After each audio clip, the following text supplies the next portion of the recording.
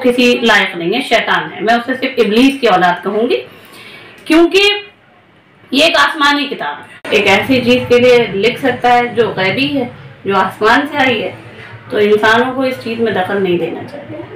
मुझे नहीं लगता प्रधानमंत्री जी इतने ना समझ होंगे। राजनीति करने का तरीका है वो डिवाइड एंड रूल का है, जो कि उनके बैक टीम जो है आरएसएस के जो पापा लोग थे, ब्रिटिश का काम क्या था? डिवाइड एंड रूल, लोगों को आपस में लड़ाओ।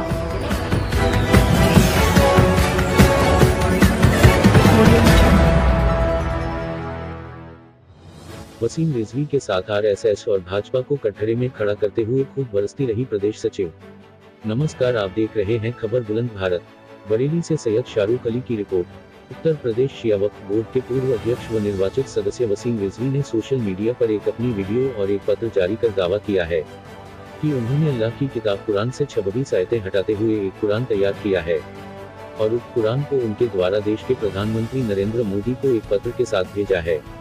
उन्होंने प्रधानमंत्री से मांग की है कि जो पूर्व से कुरान मदरसों और मुस्लिम समाज में पढ़ाया जा रहा है, उस कुरान का पढ़ना प्रतिबंधित किया जाए और उनके द्वारा सही किया गया कुरान को मदरसों में पढ़ाए जाने और मुस्लिम समाज में पढ़ाए जाने की व्यवस्था सुनिश्चित की जाए।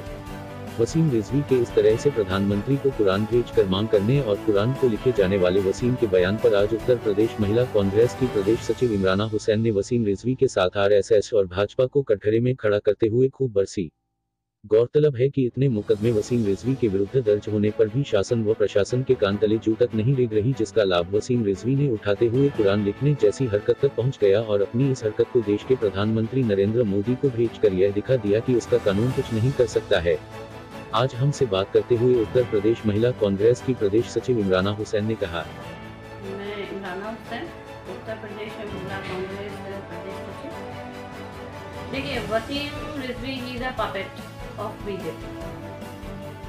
तो अगर हम बात करते हैं वसीम रिजवी, यस, मैं आपके चैनल के मार्फत डायरेक्ट उन सभी लोगों से ये बात कहना चाहूँगी जो मुझे सुनना बिल्कुल पसंद नहीं करते।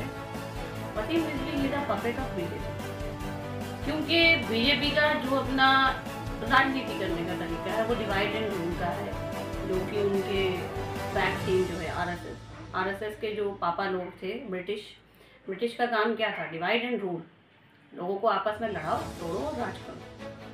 तो आपको जब स्वतंत्रता मिल गई, उसके बाद आपने लगातार यही प्रयास करा कि आप देश को किसी भी तरीके से तोड़ सकें।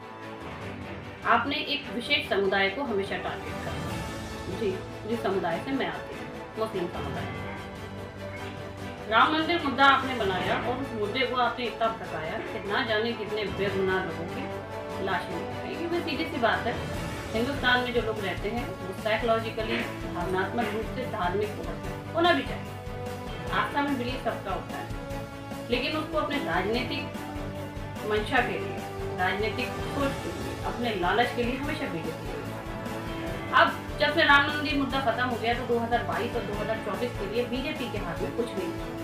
तो जाहिर सी बात है कि उनको एक ऐसा मुद्दा चाहिए था जिससे कि बहुत दिनों बाद जो आपके शिया और सुन्नी एक हुए थे, और मैं उसके लिए थैंक करूंगी शिया उलमाओं की कि उन्होंने पहल करी और राजनीतिक रूप में अपने आप को एक करा। राजनीतिक मुद्दों पे कभी भी आपस में एक दूसरे के खिलाफ नहीं आए।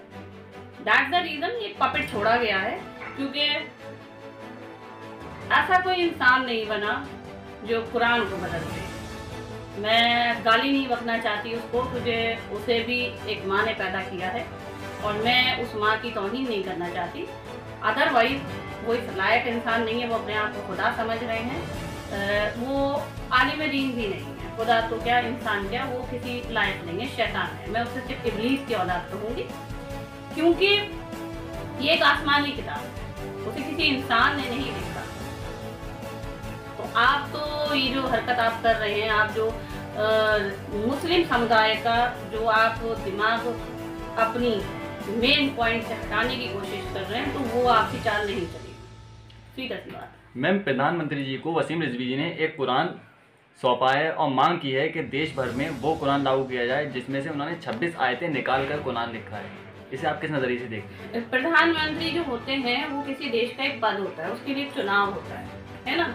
तो जिस आदमी से ये मांग की गई है वो आदमी खुद चुनाव करके आता है और उस चुनाव के लिए पूरा देश वोट करता है। वो आदमी एक ऐसी चीज़ के लिए लिख सकता है जो गैबी है, जो आसमान से आई है, तो इंसानों को इस चीज़ में दखल नहीं देना। मुझे नहीं लगता प्रधानमंत्री जी इतने नासमझ